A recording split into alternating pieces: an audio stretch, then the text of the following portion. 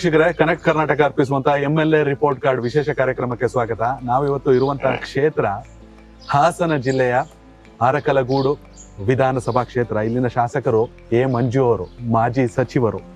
ಅರಕಲಗೂಡು ಅಂದ ತಕ್ಷಣ ನೆನಪಾಗೋದು ರಾಜಕೀಯವಾಗಿ HN ನಂಜೇಗೌಡರು.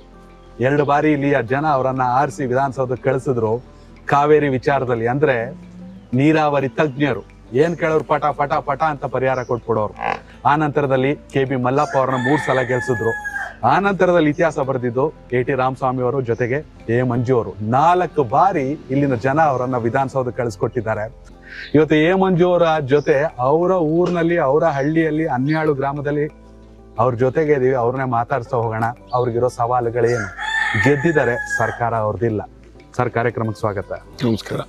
ಹೇಗಿದೆ ಸರ್ ಅರಕಲಗೂಡು? ಚೆನ್ನಾಗಿದೆ. ಓಕೆ, ಜನ 4 ಸಲ ಆಯ್ಕೆ ಮಾಡ್ತಾರೆ. ಏನ್ ಸರ್ ಸೀಕ್ರೆಟ್? ಅದು ಸೀಕ್ರೆಟ್ ಇಲ್ಲ, ನಂಬಿಕೆ, ವಿಶ್ವಾಸ. ಅವ್ನು ಸುಳ್ಳು ಹೇಳಲ್ಲ, ಮೋಸ ಮಾಡಲ್ಲ, ನೇರವಾಗಿರ್ತಾನೆ ಅನ್ನೋದೇ ಅವರ ನನ್ನ ಚುನಾವಣೆ ಗೆಲುವಿಗೆ ಒಂದು ಶಕ್ತಿ ಅಂತಕ್ಕಂಥದ್ದು.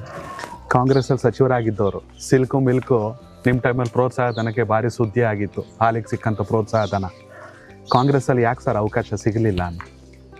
ಅವ್ರನ್ನ ಕೇಳ್ಬೇಕು. ಸಿಗ್ಲಿಲ್ಲ ಅಂತಂದ್ರೆ ನಾನು ಹೇಳಕ್ಕಾಗಲ್ಲ. ಒಂದಷ್ಟು ಜನ ಹೇಳ್ತಾರೆ, ನಮ್ ನಾಯಕರು, ನಮ್ ಮಂಜಣ್ಣ ಕಾಂಗ್ರೆಸ್ ಅಲ್ಲಿ ಇದ್ದಿದ್ರೆ ಜಿಲ್ಲೆಗೊಬ್ರು ಸಚಿವರಾಗ್ತಿದ್ರು, ಕೇವಲ ಶಾಸಕರಾಗ್ಬಿಟ್ರು ಈ ಸಲ ಅಂತ.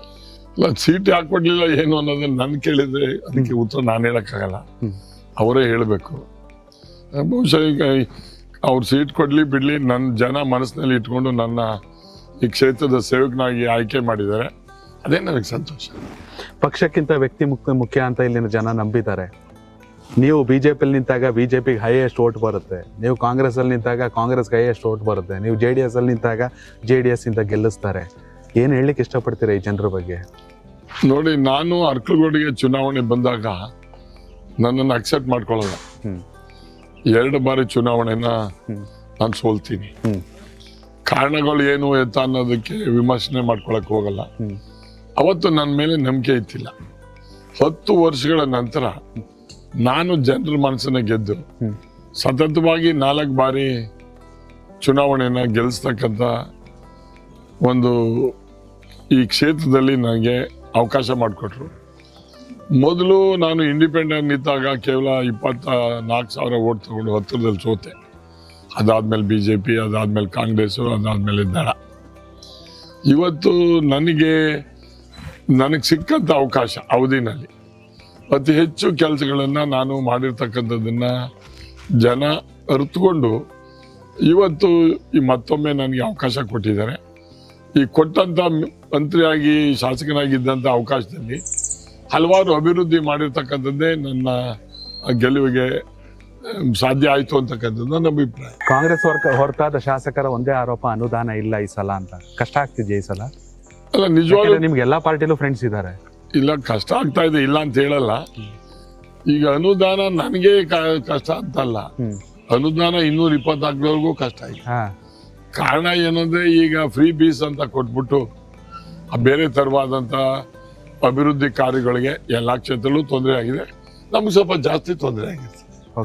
ಬಹುಶಃ ಅದ್ರಲ್ಲೂ ಈ ನನಗೆ ಲಿಫ್ಟ್ ಇರಿಗೇಷನ್ ಇರ್ಬೋದು, ಮತ್ತೆ ರಸ್ತೆಗಳು ಇರ್ಬೋದು, ಇವೆಲ್ಲ ನನ್ನ ಕಾಂಟ್ಯಾಕ್ಟು ಅಧಿಕಾರಿಗಳು ಇದ್ರ ಜೊತೆಯಲ್ಲಿ ಸ್ವಲ್ಪ ನನಗೂ ಕೂಡ ಅಭಿವೃದ್ಧಿಗೆ ಹಣ ಸಿಕ್ಕಿದೆ. ಹೌದು.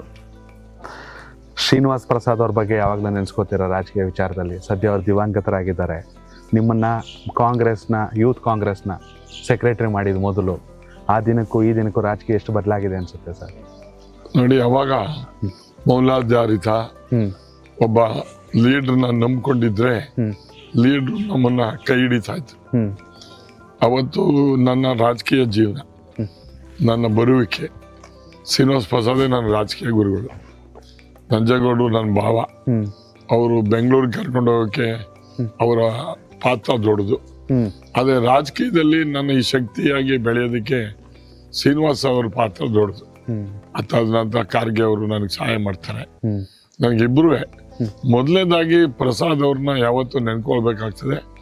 ಅವರು ಅಧ್ಯಕ್ಷ ಆಗಿದ್ದಾಗ ನನ್ನನ್ನು ಈ ರಾಜ್ಯದ ಜನರಲ್ ಸೆಕ್ರೆಟರಿಯಾಗಿ ಮಾಡಿ ರಾಜ್ಯದ ಗುದ್ದಾಳತೆಗೆ ಓಡಾಡ್ತಕ್ಕಂಥ ನನ್ನದೇ ಆದಂಥ ಒಂದು ಶಕ್ತಿಯನ್ನು ಕಟ್ಟೋದಕ್ಕೆ ಅವಕಾಶ ಮಾಡಿಕೊಡ್ತಾರೆ. ನಾನು ಅವರಿಂದ ಸೀಟನ್ನು ಕೊಡಬೇಕು ಅಂತ ಸಂದರ್ಭದಲ್ಲಿ ನನಗೆ ಸೀಟ್ ಕೊಡಬೇಡಿ ಅಂತೇಳಿ ನಮ್ಮ ಭಾವನೆ ನಂಜೇಗೌಡರು ಬರೆದು ಬಿಡ್ತಾರೆ. ಇಲ್ಲದೆ ಅವತ್ತು ನಾನು ಯೂತ್ ಕಾಂಗ್ರೆಸ್ ಅಧ್ಯಕ್ಷನಾಗಿರ್ತಿದ್ದೆ ರಾಜ್ಯದಲ್ಲಿ, ಈ ಕ್ಷೇತ್ರದಲ್ಲಿ ಮೊದಲೇನೆ ಕಾಂಗ್ರೆಸ್ ಅಭ್ಯರ್ಥಿನಾಗಿರ್ತಿದ್ದೆ. ಅವೆರಡು ತೊಂದರೆ ಆಯ್ತು ಅವಾಗ. ಆದರೂ ನನ್ನ ಹಠ ಇಲ್ಲಿ ಕ್ಷೇತ್ರದಲ್ಲಿ ಶಾಸಕನಾಗಬೇಕು ಅಂತೇಳಿ ನನ್ನ ತಾಯಿ ಮತ್ತು ನನ್ನ ಹೆಂಡತಿ ಯಾವುದೇ ಕಾರಣದಿಂದಲೂ ಬೆಂಗಳೂರು ರಾಜಕಾರಣ ಬೇಡ, ನಿನಗೆ ಊರಲ್ಲೇ ಇರಬೇಕು ಅಂತೇಳಿ ನಾನು ಈಗ ಒಬ್ಬನೇ ಮಗ ಆಗಿರೋದ್ರಿಂದ ಈ ಕ್ಷೇತ್ರವನ್ನು ಹುಟ್ಟೂರನ್ನು ಆಯ್ಕೆ ಮಾಡಿಕೊಂಡು ಇಲ್ಲೇ ಉಳಿದಿದ್ದೀನಿ. ಯಾಕೆಂದರೆ ಕೊನೆಗೆ ಯಾವತ್ತಿದ್ರೂ ಊರೇ ಕೊನೆ ಅನ್ನೋದನ್ನು ನಮಗೆ ನಂಬಿಕೆ ಇರೋದ್ರಿಂದ ಇಲ್ಲೇ ಜನಸೇವೆನ ಮಾಡ್ತಕ್ಕಂಥದ್ದು ನನ್ನ ಗುರಿ ಅಂತಕ್ಕಂಥದ್ದು ಹಿಡಿದು ಈ ಕ್ಷೇತ್ರದಲ್ಲಿ ನನ್ನ ಆಯ್ಕೆ ಮಾಡ್ತೀನಿ.